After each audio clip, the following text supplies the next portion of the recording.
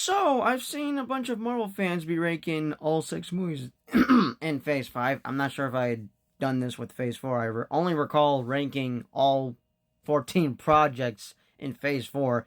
What I'm doing is only for the movies. I could rank all projects now, but technically Phase 5 isn't finished yet. We still have Ironheart that's coming out in June. But I'm going to rank all six movies we've gotten in Phase 5 from worst to best. And sadly, what's going at last place for me is Ant-Man the Wasp: Quantumania.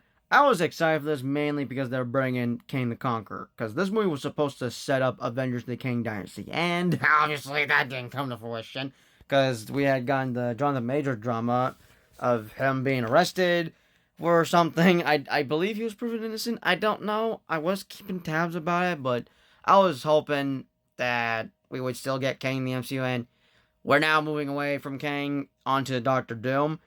But now, as for the movie, sadly, this is probably the worst in the trilogy. I mean, I still like it. It's just it didn't do what I wanted it to do, which was to cap off a decent trilogy.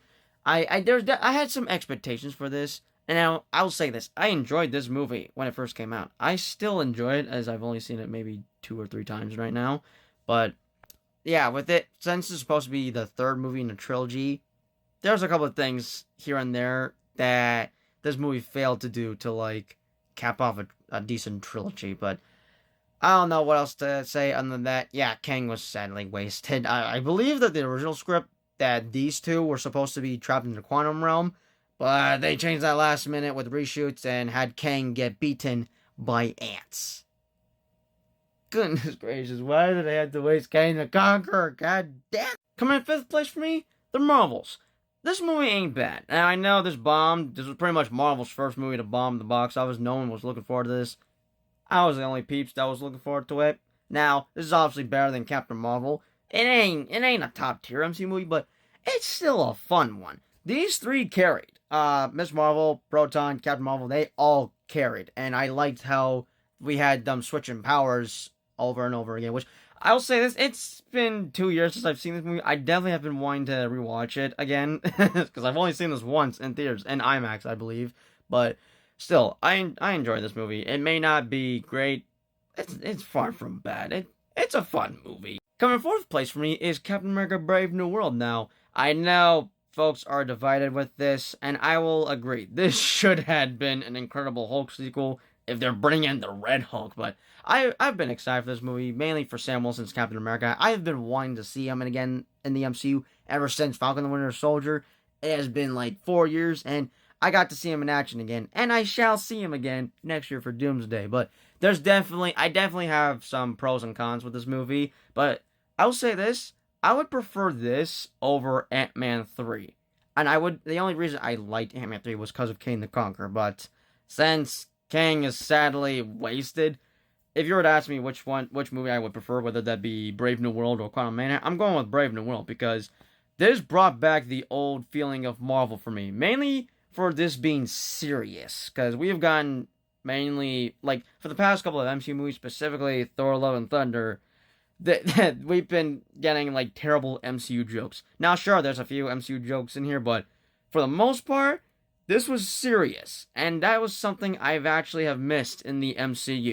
But yeah, even though that, I don't know whose idea it was to bring in Hulk characters to go off against Captain America, and honestly, as I hate to admit this, Falcon and Winter Soldier should have been Captain America 4, but still though, with all that being said, I will say this, it's now 3 o'clock, I might as well do a 3 AM thoughts video if I wanted, but I will say this, even though he was mainly at the very end, I ate up every minute of screen time with Red Hulk. There was 3 fight scenes I enjoyed from this movie. One had to do with Sam fighting off the Serpent leader. Second, the AVA fight at Tiamat, and then Cap versus Red Hulk. Still, obviously it's got flaws, but it's still an 8 out of 10 for me, and I enjoyed it for what it was. The only thing I wanted out of this movie, because I didn't expect this to be a 10 out of 10, like Captain America 2 and 3 with Winter Soldier and Civil War, but I still enjoyed this movie. And the only thing I wanted out of this was good entertainment, and I got what I wanted from it. Now, slight spoilers, which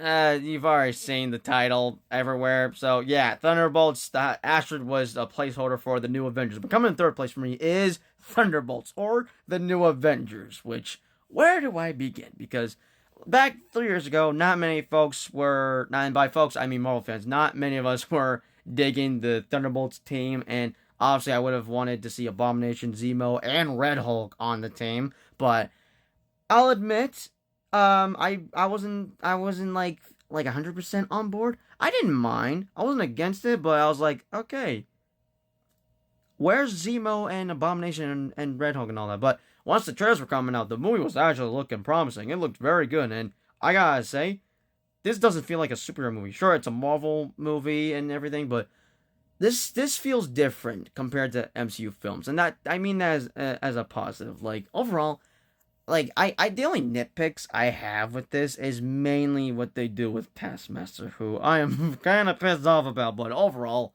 this is definitely one of the best MCU films we've gotten since Endgame. It's definitely the best one we've gotten in Phase 5.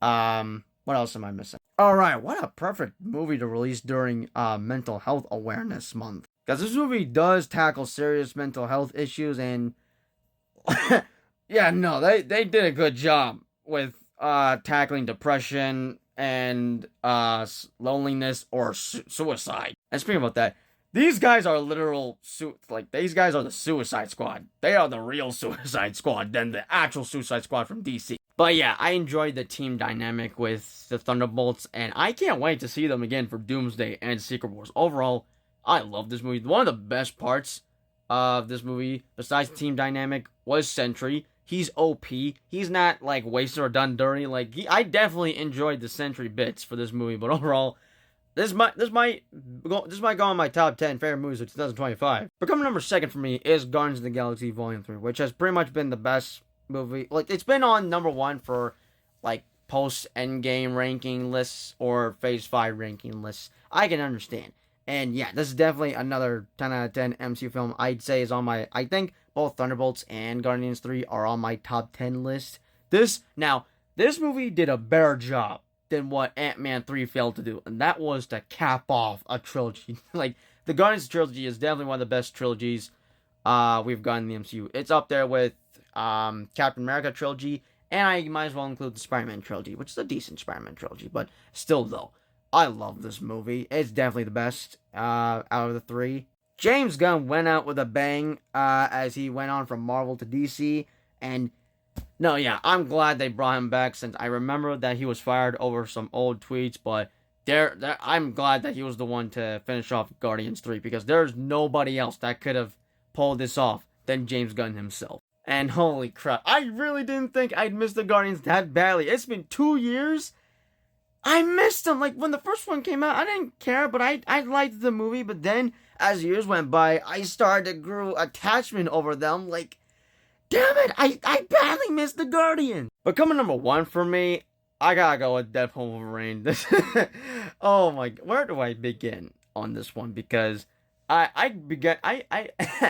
great, I'm now speechless. For starters, I didn't think I was gonna see Hugh Jackman come back as Wolverine after Logan. That movie broke me as a kid back in 2017, and when I found out he was coming back for Deadpool 3, oh, I had lost my flippin' mind. But the best part about him coming back, he's donning the yellow suit! But yeah, I love this movie to death, and it's definitely one of the funniest movies we've gotten in the MCU. It is the most entertaining. It is one of my favorite movies that we had gotten from 2024. And I just love this dynamic duo to death. I love Deadpool Wolverine, both characters, and this movie as a whole. I love everything about it. And I kid you not, I saw this movie 7 times in theaters. I was willing to see it 10 times. And if it were playing in theaters right now, for like a re-release or whatever, I'll see it 3 more times to break my record of how many movies I've seen in theaters. Because the most record I've got is me seeing this movie 7 times in theater. But I better see these 2 in Doomsday and Secret Wars, please, Kevin Feige. But yeah, Deadpool Wolverine's number 1 for me. It's my personal favorite. I love it to death. And yeah, that's my ranking of all 6 movies we've gotten in Phase 5. Looking forward to Phase 6, though. Fantastic Four!